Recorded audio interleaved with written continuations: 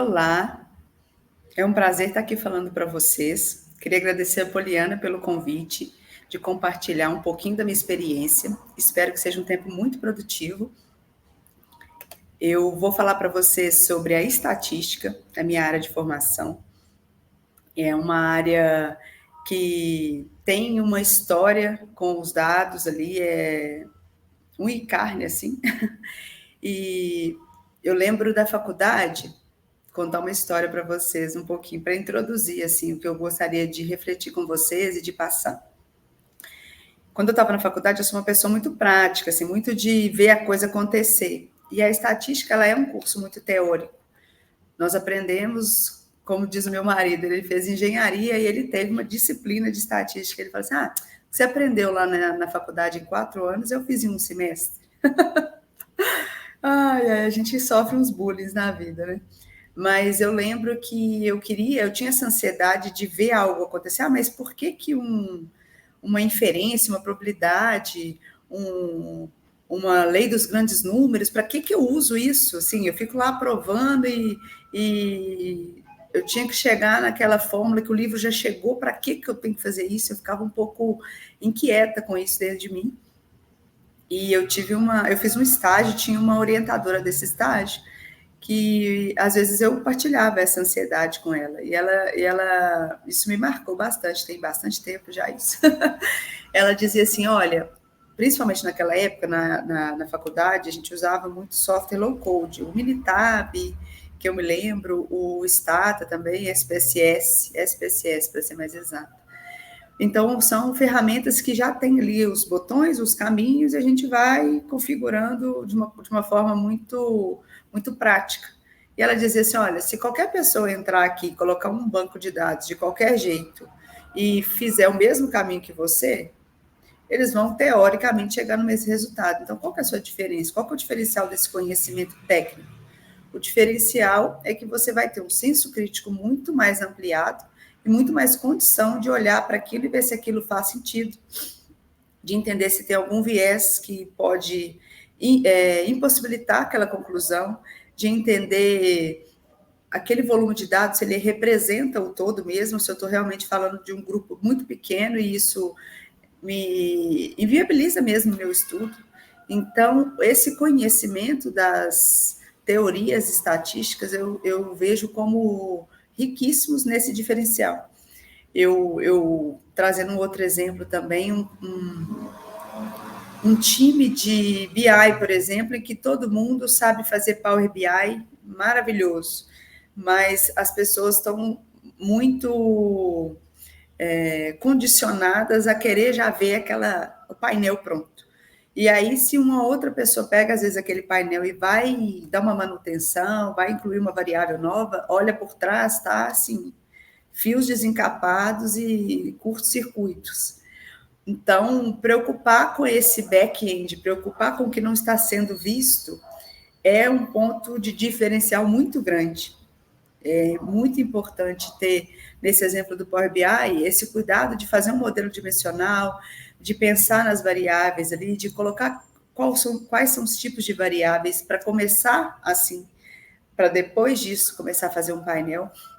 Isso traz uma qualidade que pode parecer não vista, e aí pode ser, né, se você for um consultor nessa área, você pode entregar aquele painel para o seu cliente uma vez. Mas eu chuto que com uma grande chance ele não te contrata de novo, porque a manutenção daquilo, às vezes um Excel que está ali ligado de qualquer jeito, muda uma vírgula, uma data que foi colocada sem o padrão exato, dá problema em tudo e a pessoa não consegue identificar facilmente onde é o problema. Então, eu vejo a estatística como esse back-end, como essa base para ajudar as análises ficarem mais consistentes, terem mais conclusões que são validadas e ajudar mesmo o profissional a ser um profissional diferenciado pelo conhecimento que ele embarca ali nas análises que ele faz. Eu gostaria de convidá-los a nos conectar lá no LinkedIn. Eu coloquei aqui o QR Code para a gente continuar essa conversa, para a gente continuar trocando experiência. É uma rede que eu gosto bastante e uma oportunidade mesmo de se conectar a pessoas que falam do mesmo tema, que podem contribuir com a nossa formação aí, com exemplos. Inclusive a Poliana, que me convidou para falar para vocês, eu a conheci primeiro lá, né? E tem sido uma jornada muito bacana. Vou me apresentar muito rapidamente. Então, eu sou cristã católica, sou mãe de 4 crianças, 2 já estão no céu e 2 aqui fazem a minha alegria, são a minha grande missão aqui nessa terra. Eu sou formada há 15 anos, há mais de 15 anos, já na UFMG, em estatística, então existe uma graduação em estatística. E eu gosto de falar que eu gosto de inspirar as pessoas para evoluir continuamente nessa cultura estratégica orientada a dados. Eu comecei minha carreira na Unimed e eu era analista, e ao longo desses anos eu fui migrando para uma carreira de gestão, em que eu consigo cuidar de mais pessoas e inspirar mesmo esse movimento de fazer uma boa análise de dados, de pensar em como fazer uma alfabetização em dados, como mudar a cultura que às vezes a gente encontra nas empresas, que é uma cultura não orientada a dados. Então é nesse sentido que eu tenho conduzido aí toda a minha carreira. Então eu comecei na Unimed, eu trabalhei um tempo também na Fiat, trabalhei na Pejus, que é uma empresa do grupo de investimentos da XP, e hoje eu estou na Trigo, que é uma empresa de consultoria, que tem vários clientes. Eu atendo um cliente hoje que tem mais de 10 mil colaboradores, para dar uma noção assim da grandeza também, e é um grande desafio, sempre essa questão da cultura, da estratégia, de tomar boas decisões usando os dados. Para a gente falar um pouquinho de ciência de dados, então a gente tem essa conexão de 3 grandes pontos: a estatística, o negócio e as habilidades ali mais técnicas de software, de tecnologia mesmo, de TI, de programação. E é muito interessante olhar para essas interseções e perceber que não dá para eu ser um bom programador sem ter um interesse em conhecer daquilo que eu vou fazer, daquela análise que eu vou fazer, né, de conversar com as pessoas, de interagir. Não dá também para eu ter só esses 2 conhecimentos e esquecer da estatística, porque hoje o machine learning, a inteligência artificial tem no DNA mesmo a estatística, essa questão teórica ali de probabilidades, de inferências, enfim, de toda essa bagagem bem pesada, estatística. Então, para a gente falar em ciência de dados, nós precisamos desses 3 pilares. Não dá para eu ficar em um só, pode ser que eu me sustente por um tempo, mas principalmente eu pensando, né, nas vezes que eu preciso buscar um profissional, na hora que eu preciso montar um time para uma empresa, que eu esteja buscando um profissional para fazer Power BI. Eu olho para ele com esse olhar de qual é a curiosidade ali que ele traz para conversar com as pessoas, entender da área de negócio que ele vai atender lá dentro do cliente. Quais são essas habilidades técnicas que ele tem? O quanto ele está disposto a fazer esse back-end bem feito. Então, no mercado de trabalho hoje não dá para a gente se fechar em um só desses pilares. É preciso ter essa abertura para o novo, para aprender e para interagir com pessoas. Então, o que é a estatística? A estatística é a ciência do planejamento de estudos e experimentos, partindo da obtenção de dados, depois da organização desses dados, como eu posso resumir esses dados para passar uma informação, como eu posso apresentá-los, analisá-los e interpretá-los para eu tomar decisões, né, para eu chegar a conclusões com base nesses dados. Então, a estatística, e aí, voltando, eu estou bem repetitiva, mas é importante, o que eu gostaria de deixar, assim, isso com uma coisa dessa nossa conversa: a estatística é esse back-end bem feito, que dá sustentação, como se eu estivesse fazendo uma sustentação para casa, E às vezes ninguém vai ver no final ali, na entrega daquilo, o que foi feito por baixo da casa. Ninguém vai ver o back-end mesmo. Então, mas as conclusões são tão fundamentadas e têm tão bons resultados que justifica ter se preocupado com o que foi essa base. E aí a estatística ela é muito ampla, ela nos permite fazer coisas simples, começar pequeno nessa jornada de entender o dado, de todo essa esteira mesmo de análise. A gente pode começar pequeno e chegar a grandes análises muito complexas e com muitas variáveis, enfim. Então, as principais subdivisões da estatística são a estatística descritiva, as probabilidades, amostragem e inferência. E aí nós vamos falar um pouquinho de cada uma. Eu não vou ser técnica demais, não é o objetivo aqui de substituir uma aula de estatística, por exemplo, mas a intenção é realmente trazer esses conceitos, dando alguns exemplos para ajudá-los a entender a importância e a entender até onde eu preciso avançar nesse conhecimento da estatística. Então, a estatística descritiva, ela é a primeira etapa ali. É nessa etapa que nós vamos pensar como organizar o dado, nós vamos fazer uma análise ali preliminar mesmo.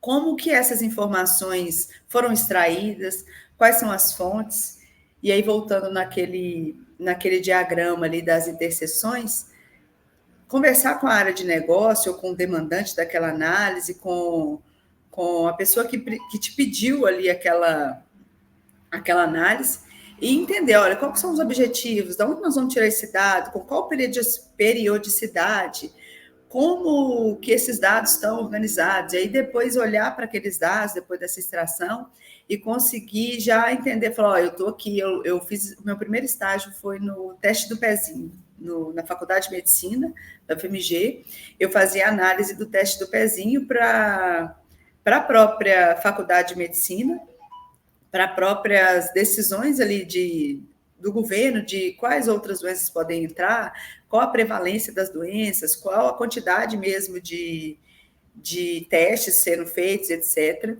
E ajudava também os professores a fazer seus mestrados, doutorados, ali em uma determinada linha de estudo. E aí, a primeira coisa, recebi lá a base do mês, eu precisava avaliar, eu preciso fazer um estudo aqui para um médico que está avaliando a questão do peso ao nascer, qual que é o impacto disso na saúde da criança. Então, eu preciso da variável peso. Eu tenho essa variável? Como que essa variável está preenchida? Ela está totalmente preenchida? Tem muita informação vazia? Qual que é o impacto dessa informação que falta? Tem pesos aqui que são pesos não de recém-nascidos. Era para ser, sei lá, 4,8 quilos, e aí eu tinha 48. Então, tem algum erro nisso? E, então, a partir daí, avançar nas análises. E nesse momento da descritiva, tem algumas informações, algumas medidas que nos ajudam a entender essas questões aí que eu disse, esses exemplos de análise mesmo da qualidade, inicialmente, ali do dado. A média, a moda, a mediana, os percentis, são medidas de posição, de tendência. Então, um exemplo interessante. Eu pego uma média, e aí a média é a soma de todas aquelas informações, dividido pela quantidade de informações que eu estou analisando. Ela me dá uma noção de centralidade, em que ponto aqueles dados estão equilibrados, vamos dizer assim. A moda, ela me dá essa noção de qual a informação mais se repete, né? E é bem legal ter esse nome e olhar para a moda mesmo, é aquilo que está todo mundo usando. Então, qual é aquela informação ali que tem mais repetição? A mediana, ela me dá exatamente o ponto do meio. Eu ordeno todos os dados, como numa linha mesmo, e pego aquele ponto do meio. Quando eu olho para a minha média e olho para a minha mediana, e elas estão muito diferentes, já é um grande sinal de que há uma discrepância nos dados. Há dados ali que estão puxando essa média ou para cima ou para baixo. Então, essas duas medidas comparadas já nos dão uma grande percepção da qualidade dos dados. Uma primeira percepção, um primeiro sentimento ali de, não, preciso investigar um pouco mais. E existem as medidas de dispersão que são aliadas a essas medidas de centralidade, que também nos dão esse complemento. Né? Seria um desvio padrão, a variância e o coeficiente de variação, que me mostram ali, naquele conjunto de dados, o quão disperso eles estão, pensando no todo. Então, se eu tenho uma grande dispersão desses dados, será que esse peso, nesse exemplo que eu estou dando, né, esses pesos estão bem preenchidos? Será que a gente precisaria voltar e pensar numa ação lá na ponta da conscientização de quem está lançando esse dado ali no sistema das prefeituras, de fazerem um lançamento com mais critério? Às vezes eles pensam assim, é importante eu lançar o resultado do exame, mas o peso, não sei se tem alguém olhando para isso. Então, esse primeiro momento é um momento que é crucial para todas as outras etapas da análise de dados. E aí, se a gente pega esse dado, já joga ali, já começa a usar as bibliotecas de Python para fazer coisas mirabolantes, e há um problema nessa raiz, todo esse desdobrar vai ficar comprometido. A probabilidade, então, ela é uma teoria que permite uma descrição mesmo dos fenômenos que a gente não consegue ter certeza absoluta. Então, eu trouxe aqui os dados que são os exemplos mais usados para probabilidade. Né? Eu jogo um dado, eu não sei se ele for um dado feito de forma a as faces caírem aleatoriamente, né? Porque existem dados viciados, que a gente chama, ele pode ter um peso, principalmente se fala muito disso em jogos de azar, em que pode-se usar um dado que tem um peso para cair determinada face, mas considerando que é um dado não viciado, eu consigo saber a probabilidade de que cada face vai aparecer. Eu não preciso ter certeza, eu não tenho certeza. Se eu jogar o dado N vezes, eu não tenho certeza de qual face vai aparecer. Mas existe um cálculo probabilístico que me dá aquela percepção, realmente aquela probabilidade. Qual a probabilidade se eu jogar o dado 10 vezes, cair 5 vezes a face 2? É possível, com os cálculos, chegar a esse resultado. E aí essa probabilidade ela pode ser usada para estudos da área da saúde, por exemplo. Eu, fazendo lá os meus testes de hipótese, em que eu comparo duas possibilidades e seguindo toda a metodologia que é preciso seguir, começando aqui da descritiva e indo para todos os pré-requisitos necessários para fazer a análise, eu consigo, por exemplo, qual a probabilidade de uma pessoa que está fazendo exames ali de sangue para medir a glicemia dela realmente ser diabética, mesmo que aquele exame não tenha um resultado ainda extremamente alto. Então, é uma forma muito bacana de estudar e de ter um pouco mais de tato ali na certeza de coisas que são incertas. É bem filosófico isso até. A amostragem, e aí esses pontos que eu estou falando para vocês, eles vão se conectando, né? A amostragem é um conjunto de técnicas que me permite selecionar de um grupo, de uma população, informações e características ali para eu tirar conclusões do todo. E aí eu trago aqui esse desenho do exame de sangue, que é muito fácil da gente entender. Eu não posso tirar o sangue inteiro da pessoa para ver se ela está com a glicemia alta, lá no exemplo da diabetes. Eu vou tirar uma amostra daquele sangue, e essa amostra, ela tem que ser representativa, e aí a gente entra nas técnicas para tornar isso tangível, e ela tem que ser representativa para eu falar assim, olha, o sangue inteiro da Natália está com as hemácias ok, está com os nutrientes ok, a vitamina D ok, por aquele vidrinho, né? Então, eu não preciso esvaziar a pessoa do sangue inteiro para eu tirar uma conclusão da sua saúde, por exemplo. Então, nós temos alguns conceitos aqui só para clarear um pouco essas etapas. Então, os dados são coleções de observações. A população é a coleção completa, então, eu falando da população brasileira, X milhões de pessoas. O censo é quando eu me disponho a fazer uma investigação do todo, então o censo fala com toda a população, investiga toda a população, e a amostra ela é um subconjunto dessa população. Eu tiro ali uma parte, eu reservo um pedaço em que eu vou estudar com toda a metodologia, estudar aquele pedaço e poder falar sobre o todo. Uma pesquisa de opinião, uma pesquisa política, quando eu faço essa pesquisa, eu vou ligar para algumas pessoas, então antes eu preciso preparar uma pesquisa, né, uma forma de falar com aquelas pessoas, eu vou estratificar esses grupos usando ferramentas e técnicas também, estatísticas, e vou ligar para algumas pessoas, e aí o William Bonner vai falar no Jornal Nacional que com a margem de erro de 2 pontos para mais ou para menos, o fulano de tal está no primeiro lugar, o outro fulaninho está no segundo lugar. Então, são ferramentas que nos permitem usar uma amostra de um todo e falar depois a conclusão para o todo. A inferência, então, ela é um conjunto de procedimentos que generalizam. Então, é pela inferência que eu consigo usar a informação daquela amostra menor e chegar à informação da população como um todo.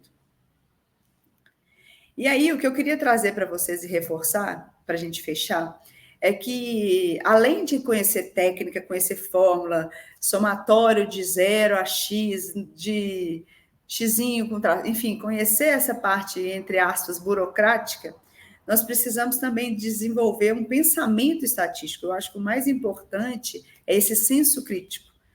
Então, começar a criar um roteirinho ali, ó, eu vou definir o objetivo, eu vou avaliar se tem algum viés na fonte. Essa fonte aqui é o Joãozinho lá da contabilidade que gera essa planilha aqui. Se eu olhar no sistema, eles não estão batendo muito bem. Então, assim, essa fonte está ok.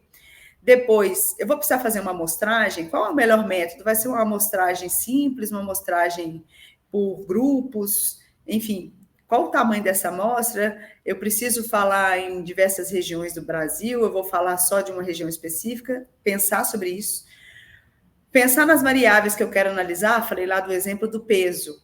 Essa é a variável que eu preciso. Tem algum problema nessa variável? Ela é bem coletada? Ela é bem preenchida?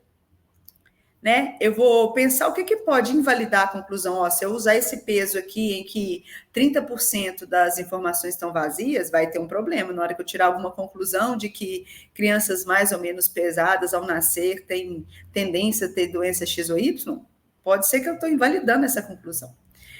Considerar o contexto, se eu estou no momento de Covid, por exemplo, é diferente de um momento pós-Covid, ou é diferente do que era antes do Covid. Né? É importante contextualizar isso além dos dados, não ficar ali preso, olhando só para aquilo, conversar com as pessoas, trazer o contexto.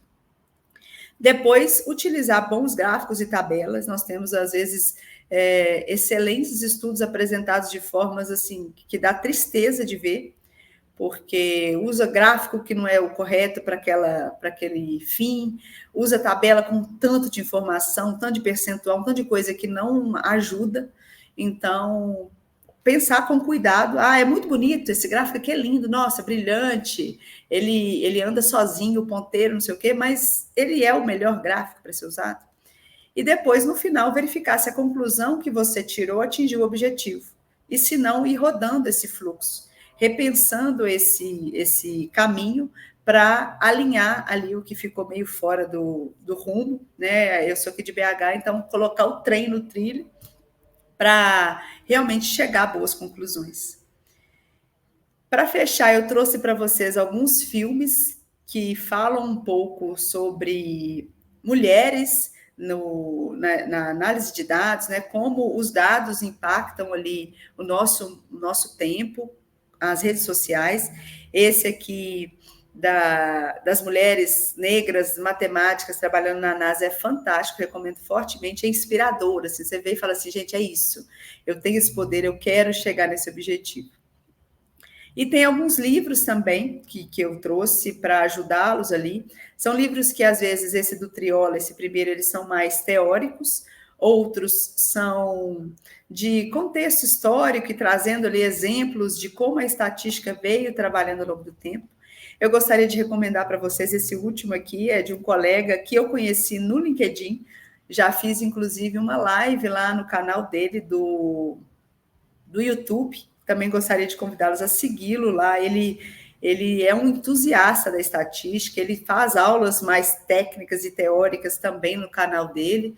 E recentemente eles escreveram, ele com outros colegas, esse livro, Introdução à Estatística para a Ciência de Dados, em que ele traz exemplos de Python, já ali fazendo essa casadinha da tecnologia com a estatística. Então, eu recomendo que vocês sigam e façam também essa conexão com ele lá no LinkedIn para trocar experiências. Ele é muito bacana e o canal também dele é muito rico para ajudá-los a dar esse passo de ter um pouco mais de conhecimento técnico. Deixei o link aqui também para vocês. Muito obrigada mais uma vez pelo convite, pela oportunidade de falar para vocês de um tema que eu gosto, que eu falaria por horas. E, de novo, trouxe meu link aqui, meu QR Code do LinkedIn, para que vocês possam se conectar comigo e a gente possa continuar essa conversa por lá. Um grande abraço, muito sucesso para todos. Fiquem com Deus.